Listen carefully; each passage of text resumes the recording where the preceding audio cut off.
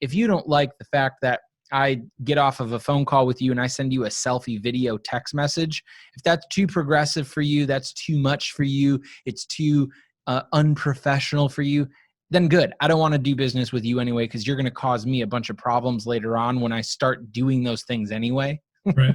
Yep. Yeah. I loved your video the other day you had with your meme follow-ups. I really enjoy that. And yeah. It's an awesome way to be creative and market when everyone else is boring as shit. And when people don't, and I have had people get back to me and they're like, dude, this is ridiculous and unprofessional. Right. And I'm like, fine. I just hit the delete button on your lead. I don't like you either way. Right. So let me ask you a question.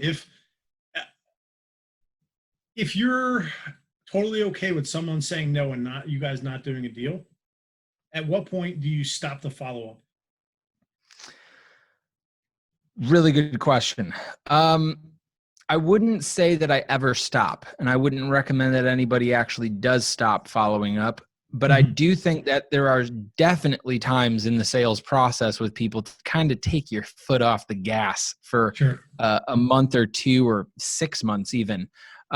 There's definitely a time when you should pause. And I think that's when you have done maybe everything that you kind of know how to do from a value-driven standpoint or an entertainment standpoint.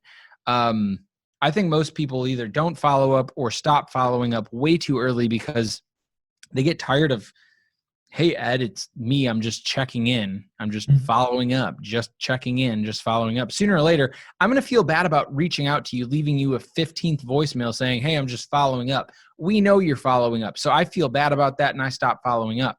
But if I'm able to send out those memes or the videos or, whatever, I'll always have a reason to follow up with somebody. And so if I am trying to have fun with somebody, if I am trying to provide them with value, if I am doing those things effectively and somebody still, is just a jerk to me, or I can tell that they're getting upset that I'm still kind of in their space, that's where I'll let off the gas for a little while. But I don't think anybody should ever stop following up as long as you're able to figure out a way to provide somebody with some value, some entertainment, a laugh, whatever. I got one for you in terms of qualifying and closing. If someone doesn't close, if you're at 40 or 50% close rate and someone doesn't close, what are you typically thinking or seeing as the reason they didn't close? And is that your fault for not qualifying earlier in the conversation, that it squeezed out the back?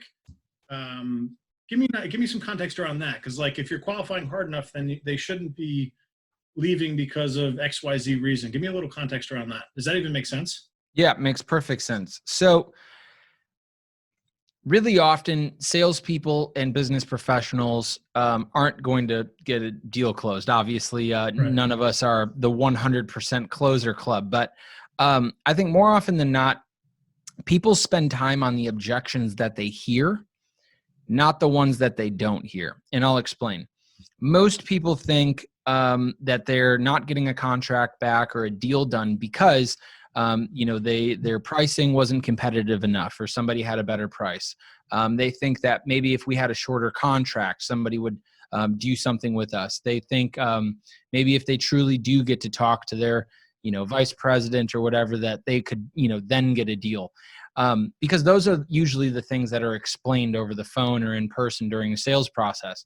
The problem is that while most salespeople are reacting to those types of conversations or objections, what they should be focusing on are the unspoken objections and the real reasons why people may not be pulling the trigger.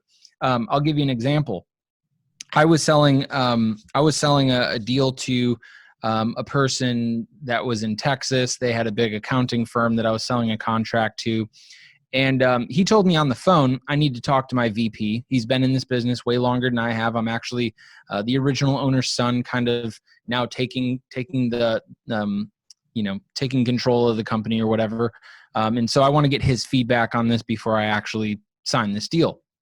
And so I understood that that's a very valid point. He probably does want some feedback from somebody that is in his business. So I decided to play along, and I told him that, when it comes time for me to make decisions too, If I do have the opportunity to talk to my VP or somebody that's more experienced, I love to get their feedback, and obviously wouldn't really end up doing anything that, they told me or advised me not to do. And so I just asked, and I said, after you speak with that specific owner or whatever, or the VP, and they say no, what would happen? He said, I'd probably, maybe do this.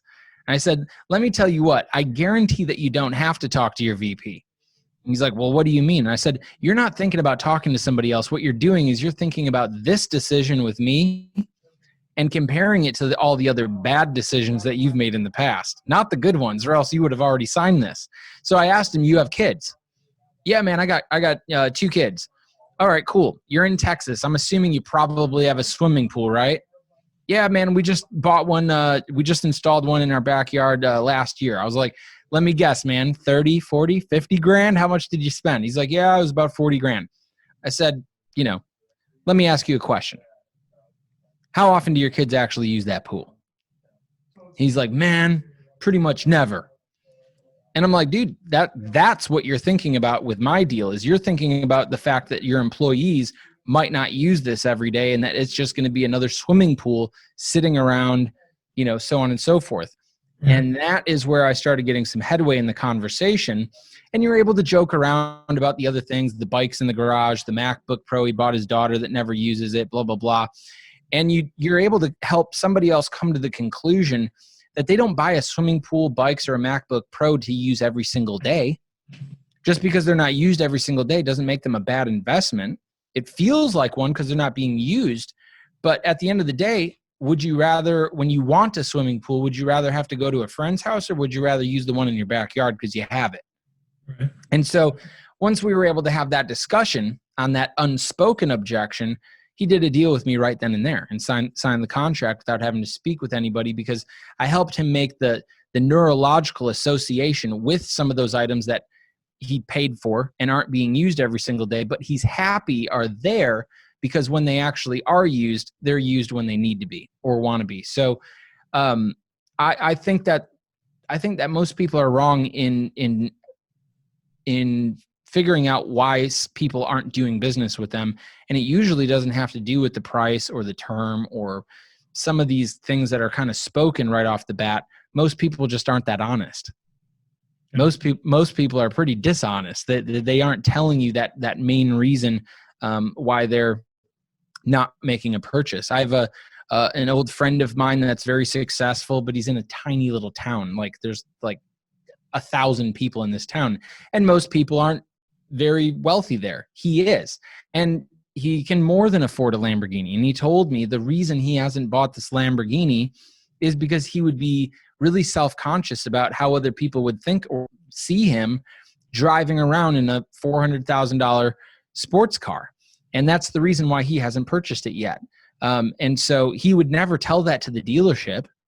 So the salesperson thinks, maybe I got to give him a discount or, whatever.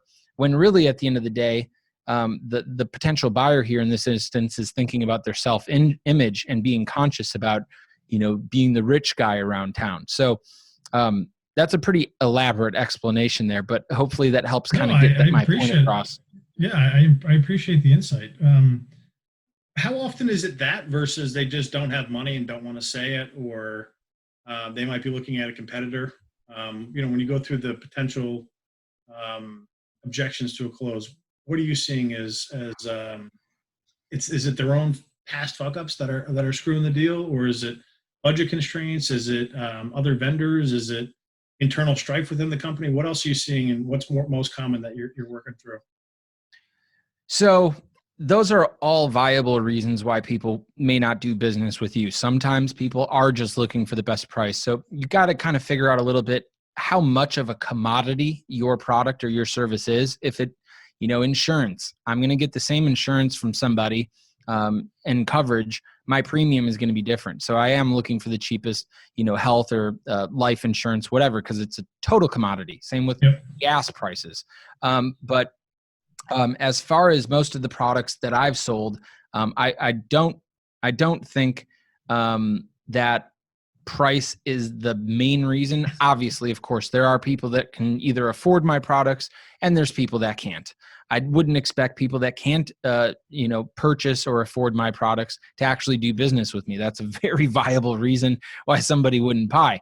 At the exact same time, there's ways around that and getting, to the bottom of that. I like giving the price of my products first thing on the phone call, because you could automatically have sticker shock and be like, dude, what?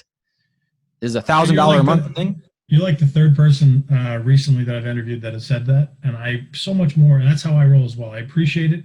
Gets it out of the way early, so there's not this drawn out thing. You get to the price and it's so far off the table that it's not like, why did you just waste the hour?